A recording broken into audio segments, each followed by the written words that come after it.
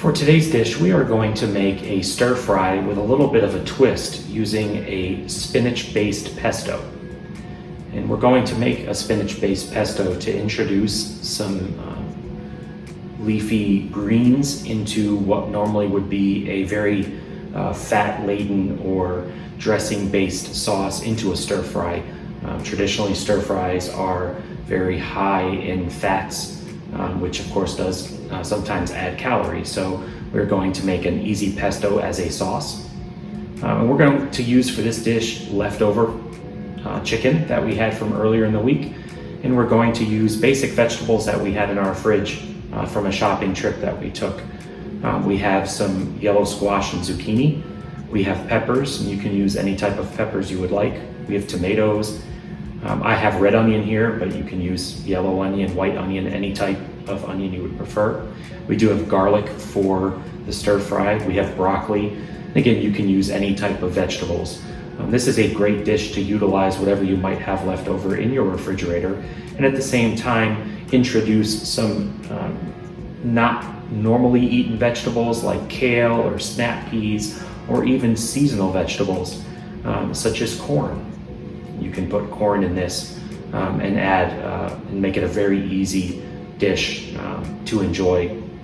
And this will take relatively less than 10 minutes. So it's a very easy dish when you're busy.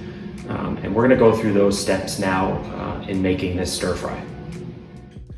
For the pesto sauce, basically pesto is an easy sauce to use, and it's a blend. It's a blend of any vegetables that you would prefer. Traditionally, pesto sauce is made with basil, pine nuts, olive oil, garlic. Very simple mixture. It's pureed and it's added to pasta mostly, but can be added to just about anything nowadays. I like to experiment with different types of pestos. There's a superfood pesto that I tend to enjoy made with kale and arugula, gives it a totally different taste. Also throw some parsley in there along with your garlic and onion and olive oil, and it just gives it an amazing flavor. Well, for this dish, we're just gonna do a very simple spinach-based pesto. So we're gonna take one garlic clove, and we're not making a whole lot, so just maybe half of a cup for this dish. So we're gonna take one garlic clove, we're gonna take maybe a cup or so of spinach, and then for pesto, we're always gonna use olive oil. Now olive oil, and we're gonna use stems and all for our spinach.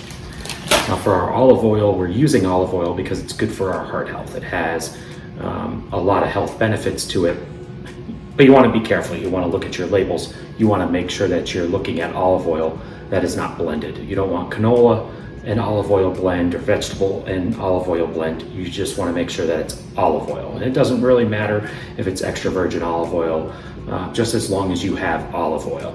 So we're using olive oil here, and I'm gonna start off with very little. So remember, you can always add, but you can't take out. So we're gonna start out with about 2 tablespoons of olive oil. And then for the crunch factor, instead of adding in pine nuts, and again, you can use peanuts, cashews, whatever, I'm going to use a couscous quinoa farro blend. So just it's different. It's a different blend of grains, and I like to use this because it gives it a little bit different of a crunch and a little bit different of a flavor. So I'm going to use it's about a tablespoon of that blend, and then we're going to go ahead and put it in the blender, and we're going to puree it until it's smooth. And again, you may need to add a little bit of olive oil to it as you go along.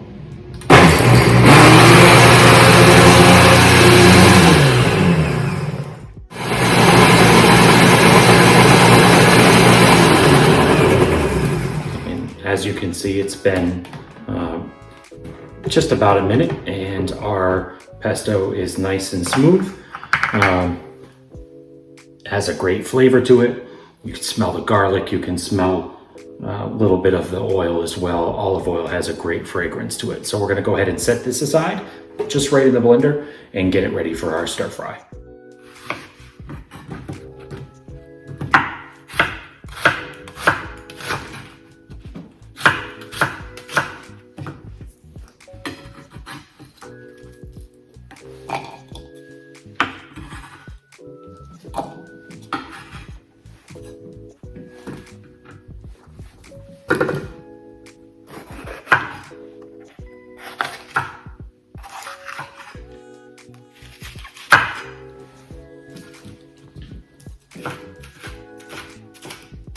When cutting your vegetables, you do want to look at different sizes, maybe different textures.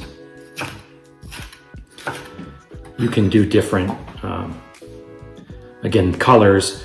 People tend to eat with their eyes, and of course that means the better your appetite. So you can experiment with different color vegetables and use different ones. Those will certainly help with the overall appeal to the dish itself. But really cutting it in different sizes does give you different sensations. Also keep in mind too, as you cook vegetables, they do give off a little bit of water because of the water activity that is in the vegetables. So you do have a good amount of water that will come out, so they will shrink a little bit. But the key is to use different colors to help enhance the appetite. And again, if you have different vegetables or different ones that you haven't used before, then you can try them. And again, this is a great way to look at what's going on in farmers markets. If there's something seasonally, then certainly you can look at different vegetables throughout the year in different markets for the different seasons.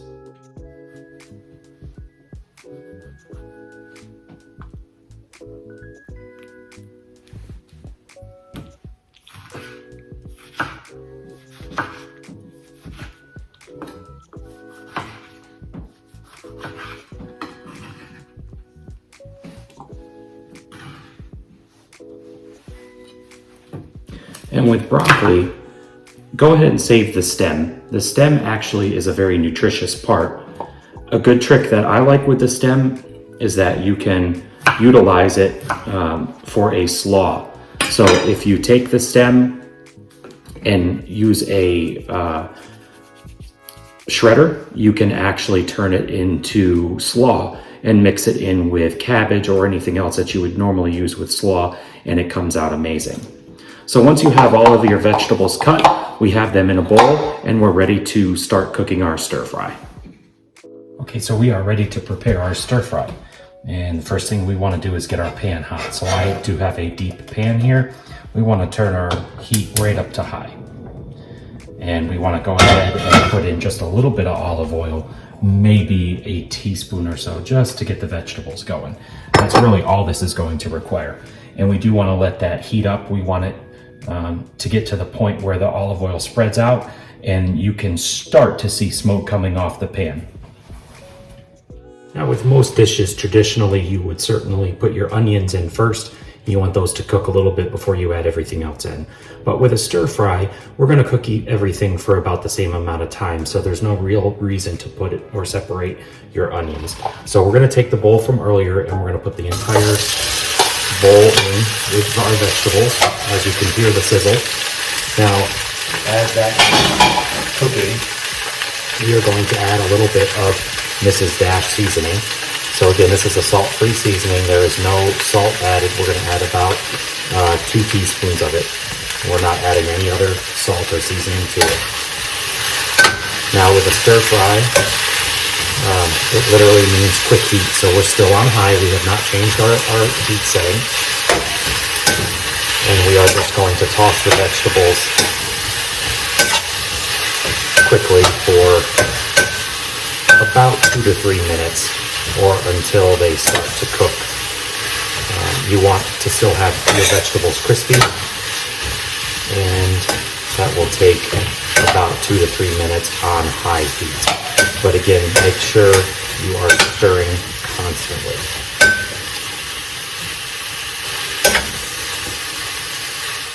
Now, as your vegetables have cooked down for a couple of minutes, you want to go ahead and add in your pesto that you've made. So we're going to add in the spinach pesto that has our quinoa, our couscous, our farro seeds. We want to make sure we get all of that goodness out of there. There's a little bit of residual oil in here too, which is why we only add just a little bit in when we're cooking to begin with. But we want to add that in, and then we can go ahead and add our chicken in as well. Now the leftover chicken. Now just another food safety tip, because this is already leftover chicken and we're using it or heating it up again, then after this dish we would not be able to reuse it. It's only good to reheat once. And now we're only going to cook it for maybe another minute or so, and we can go ahead and turn the heat down to a medium flame. And we're going to cook it for about another minute or so.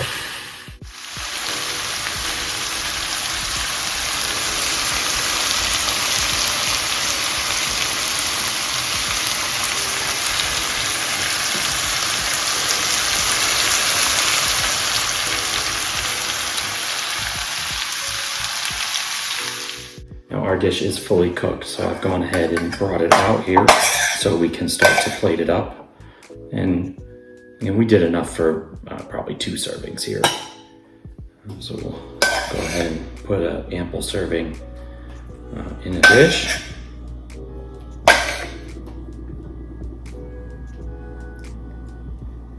And if you don't happen to have leftover chicken, if you only have, let's say it's shrimp, you can certainly use that. The goal here is to use a lean protein, but certainly if you don't have protein, this is a great dish to serve without protein. It can be cooked just as is, and a great starter dish for a plant-based dish. Certainly if you wanted to add some additional protein to it, you can use a soy or a soy product such as tofu if you would like, or another dish that is protein based. There's lots of great alternatives out there today that you could use besides protein itself, such as chicken or shrimp. So again, very easy dish. Took actually less than 10 minutes to make total.